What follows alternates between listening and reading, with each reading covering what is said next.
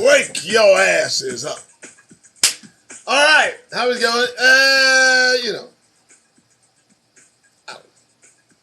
Copyright, schmoppyright.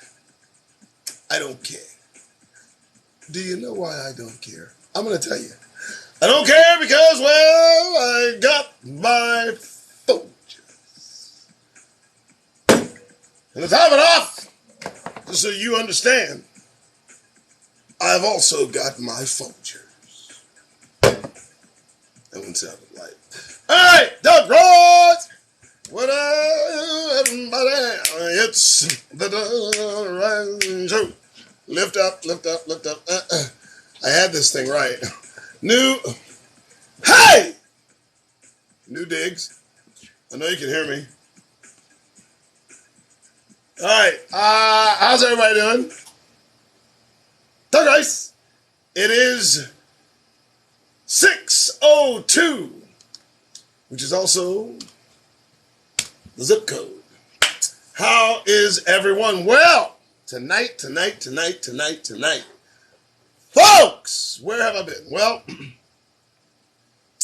I took a couple of hours, spent a little quality time with the wife, a little bit of the fam, trying to do the thing, And, I've tried to pay attention to those things, try to do everything I can, be all that I can be, and when I take a time out, I have thoughts.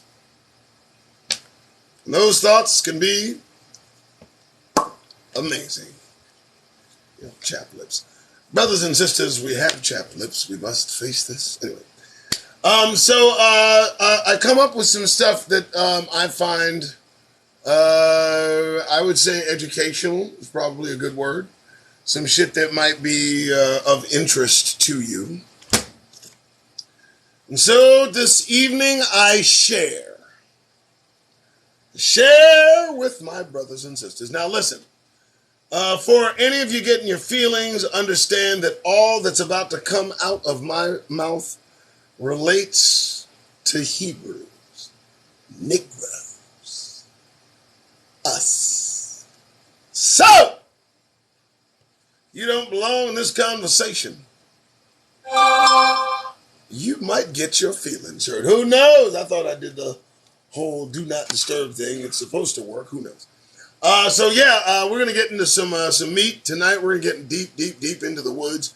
I want everybody to bring it in. I want you to tell your friends. I want you to share it. I want you to bring as many people to this one because, I have a team. I have a group, a couple of people that mean the world to me more than they could ever imagine. That help me with this endeavor every single time I do it, and that is Antoine Anderson and Katrina, who I bounce some of my thoughts off of. And what I'm going to try to do is put some of it in semblance of order and remembrance and hope that I hit each point. And if I bomb, well, I always got black news. I always got some shit to turn back to. But what I'm going to say is pretty impactful. It's going to hit you. It might do something to you. If you're a Hebrew in this country, what I might say might mean something to you. Might be of some value, might be of some worth, or at least might give you something to think about. Who knows? I'm going to delve deep into some uncharted territorial subjects and subtext that will, who knows, it may impact you, it may shatter your reality, it may challenge you to think further, but I just want you to receive it because it's important you understand where you are and where you're at in time and history. I'm going to start. Yesterday, I shared a nondescript YouTube video that most of you probably didn't even pay attention to. Now, I get it. Fuck that Christ. I understand. But if you looked at this video, it tells a tale. It exposes an Achilles heel on the society that we are all trapped within. And that Achilles heel is to betray their worst fears. Now, they've been talking about their worst fears for a long time. That's us. We know that, right? You see, there's something else they fear, and that's something they can't stop. And I'm going to tell you what that something is. That something is themselves. And they're in cahoots. They're in problems. They're in issues. They're in Donnybrook conflagration. They're in every kind of oh shit moment you can imagine, because now they're talking about it openly. Yesterday I shared something on a YouTube video that I thought everybody might find interesting, but I don't know that you really caught the substance of what I was trying to convey. And tonight, I'm going to not only try to recount what I interpreted as what I saw, but I'm going to add some shit to it that might get you to thinking. Who knows? You know. But first, let's talk about the show. The show was this. Some NBC, MSNBC, I can't remember the name of it. I don't know who it was. I know it was a sister. I know that. Y'all saw it. But it's what they were talking about, the guests that they had. And what they were talking about, my friends, is what I have been telling you for quite a while now, and that has been watch out for just a few motherfuckers. Paul Gosar, whose siblings openly accused him of being a sociopath. I'm here in Phoenix, Arizona, where men are men and sheep are scared. But everybody packs a gun. And when your sister, your brothers say you're a sociopath in open and you are a U.S. congressman or senator, whatever the hell he is, well, more likely you are a fucking sociopath. But let's move forward, shall we, to Marjorie Taylor Greene, that little close-eyed monster that has someone put together in some kind of lab somewhere with caucasity and racist sentiment. Angry little thing, isn't she? Oh boy, she's angry all the time. The other one, Madison. Madison, I don't understand why their parents named them Madison, but okay, whatever. He's exposing the coke-filled orgies that 70 and 80-year-old men and women have. And he was invited to one, unknowingly misunderstanding, missing the point, just you know what it is, man. Let me just kind of stop on Madison before we continue. Madison didn't understand. It was a joke, bro. It was a fucking joke. Madison. They invited you to do coke at a orgy, bro. You're in a wheelchair. It was a fucking joke. And you ran to the press. You had to go in there and talk to fucking what's-his-face. And he had to live there and talk to the dude. What are you doing? Man, some guy came and said, orgy and cocaine, and said, I should come. Madison, man, that was what's-it-face. Man, it was playing with you, dog. At least you in a wheelchair. We ain't trying to fuck with your image. So it's not like I'm McCarthy. It's like, I'm not going to go out there and just clown your ass into oblivion, because I could. I could literally bring out the folks who come out and say, yeah, man, we was, you in a wheelchair. We said, hey, man, we got a coke and orgy. You want to come? He didn't get it, though. And then he ran to the fucking thing. I didn't know what else to do. And that shit would have played, you dummy. They would have played that shit and said, yup, it was a joke. Oh, that's cold. They're going to be fired. Madison's got a little sympathy, but it's going to be that pathetic sympathy. That shit that's... I drift. Okay. Where was I? This place! Filled with the warnings coming from their own on talk shows aplenty, from channel to channel. Let the word go forth from this point on. They're scared of their own evil now. They're scared of the white supremacy. They're scared of it. They're taking open note that it is approaching. They're telling us on the fucking round table, pundit-filled, highly paid observers who get paid a lot more money than me, and believe me, I'm better than them. But I digress. They're telling you, hey, this white supremacy thing, this seems to be a problem. And me and you, we're over there going, No, you don't understand.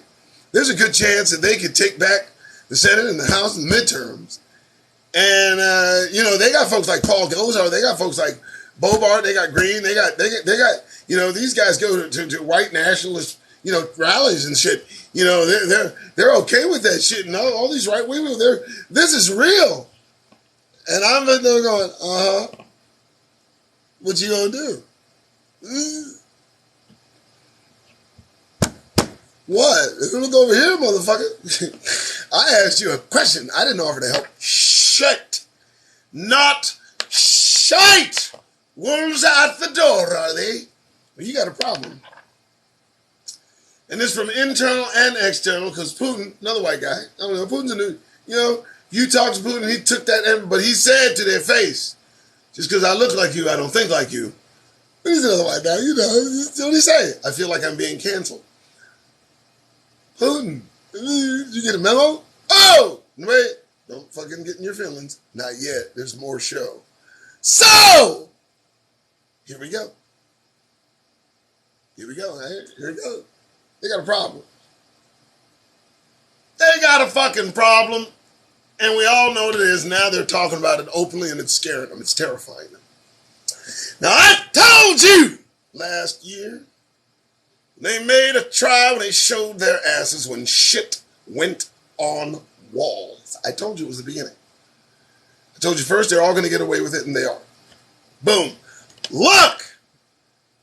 10,000 people evidently went to this rally in Washington, 2021, January 6th. 2,000 people were arrested. 2,000 people were arrested. 700 people so far have been held, more likely going to be convicted. So out of the 10,000, 2,000 are in it. Now, if 10,000 Negroes decided that 20% of them were going to force their way into the Capitol that we helped build, I might add, so that we could smear our excrement on the walls. I dare say, and you guys can roll with me on this, I dare say every fucking last one of those 2,000 people would be in jail forever. Not this fucking, non-discriminate 6 months, right? No. No trial, no nothing. Patriot Act on their asses. Never to be seen again. You know what? I'm going to tell you something. Can we just share? Shall we look? If these had been black people up there on January 6th, they've been actually brothers and sisters. Can we come in? Can we bring it in? Let's go. We'd have forgot about them already. Don't fucking lie. We would have already put those brothers and sisters in the back burner of time and history and the memory. And we would walk around this country praying to God that every one of these Americans would be doing the same fucking thing. That's how fast we'd put them in the back burner in the rear view. We ski-daddle from them brethren, all locked up in some fucking FEMA camp up in Alaska somewhere, rotting away, never to be heard of again. I think they just locked them in there and let them rot and done. You know I'm telling the truth. And we'd be walking around this motherfucker on eggshells, trying to please. God, I'm glad it wasn't us that did that shit, right? But that's where we are. That was the spark. They took 8 years of poise and grace and what reminded them of one of us, and they got in their feelings and put in the White House what reminded them of one of them. And that motherfucker was never supposed to get near power. Ever. But he got there. And he liked it. They're coming back. And it can't be stopped. So we couple that with this. What will we do? What are you going to do when Marjorie Taylor Greene has power over congressional subcommittees? What are you going to do when Paul Gosar? What are you going to do when all that they play out through their children comes seeping out through their leaders? And real leaders, not that bullshit. You know, their leaders are actually leading them somewhere. You get that, right? But I'm going to break it down for you because you need to understand why it's really perilous for Hebrews. Now, I'm not talking about anybody mistaken for a Hebrew. I'm talking about actual, real deal, foundational Black American like you and I, the family, the royal line of David, us, taken here now. And where are we? Where are we? You know, I keep talking about origins, right? I keep talking about origins. I keep talking about, you know, how we got here and how important it is to remember how we landed here. And you know what? I don't think I'm hitting home with you guys. So I had a talk. My boy Antoine. We talked. First thing, I hope everybody's content. That's the first thing I want to address. I want to address your being as content as you can possibly be. Because here's the thing, folks. I pray in all happiness and all seriousness and all certitude that you are not chasing happiness in the United Snakes of America. As a Hebrew, as a Negro. Someone here, as a result of the transatlantic slave trade, I only pray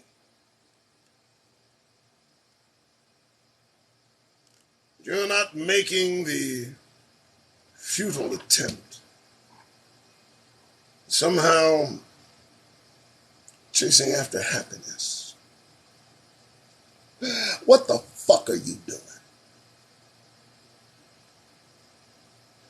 Are you out of your goddamn mind? Are you chasing happiness and just fucking it up left and right? You don't know how it escapes you, do you? You just don't get it. I need to open your goddamn eyes. And so I will. Right now. Now you think about this, ladies and gentlemen, Hebrew. How'd you get here? You know, nondescript question. You don't fucking care.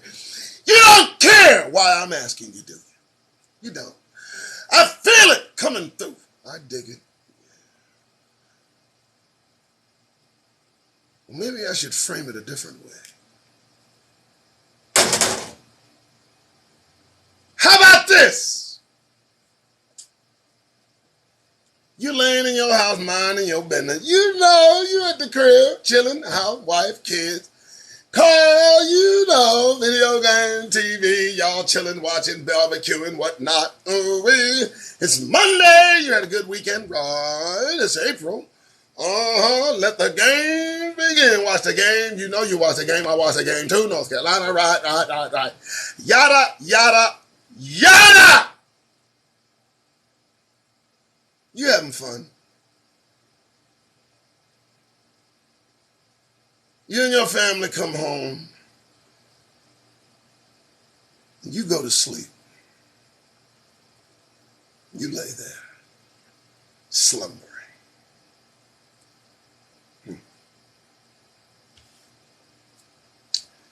Next day comes,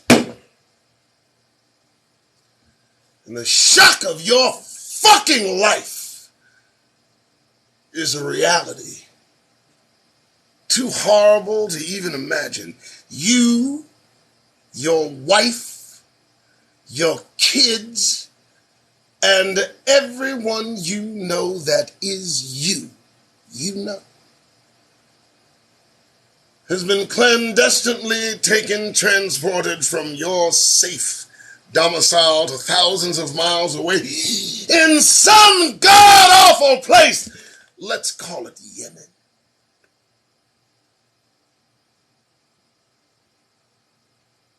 Through the torment and confusion and terror, you learn that you're going to dig for tungsten. Now, you ain't never heard what tungsten is in your whole goddamn life. But you know it's in dirt, and you know you got to dig for it, and you don't have a fucking choice. Nobody speaks your language. But by the end of the day, you can at least say what you are in their language. Because they'll have beat it into you and your family within an inch of your fucking life on day one. And there you are. Fucked. Now I want one day turn into two. 2 days turn into three, and 3 days turn into 4 weeks, turns into 4 months, turns into 4 years, turns into 14 years, turns into 24 years. Let me ask you, Hebrews. Now, they took you from Detroit. They took you from LA. They took you from Phoenix, baby. You know, I was chilling. I was doing a show today. I need to ask you a question. You're over there. You're digging for tungsten. You're putting that shit in our phones. That's what tungsten is. It's a mineral used to put in the phones here. And you've been doing it now 14 years, 24 years. You fucking pick a goddamn number. But I need to ask you a question. As you stand before me right now, looking at me, a motherfucker, tell me something. At what point over there, as you dig and your children dig and your wife digs and your dog digs, at what point do you stop looking for an exit? At what point do you stop looking for a fucking way out? 10 years?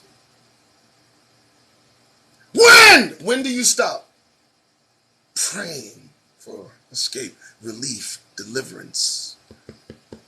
What year?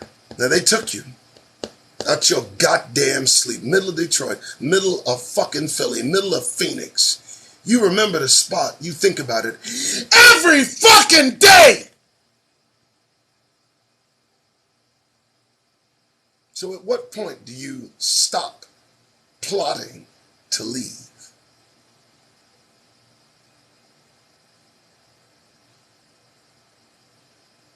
So I got a question for you. At what point did all of us stop plotting to leave this place? They took us out from our homes. They took us while we slept, transported us, put us here, told us to work. At what point did we get so goddamn comfortable that we spend the time looking for fucking happiness in a fucking prison camp? Oh, it's been years ago, has it? It doesn't fucking feel like it. They get mad, they put 120 bullets in us. It feels like fucking slavery to me. What are you talking about? When did you stop looking for exits? Did you forget how you got here? Every last one of you Hebrews that is a descendant of the slave system that got you here had better start looking for the exit. Let me tell you what that will do for you. It will focus your very existence. It will prioritize all that puts you in turmoil. As you look for the exit, the kingdom exit, look for the exit. Constant watch for a way out, because you don't belong here. And it's dawned on you that, damn, we don't belong here. Do you understand? Where the fuck are you? How'd you get here? When did you stop looking for the exits? Too many of you keep looking for a goddamn seat. You comfortable? You smiling? You know, You can pursue happiness, or you can pursue freedom. But you can't do both.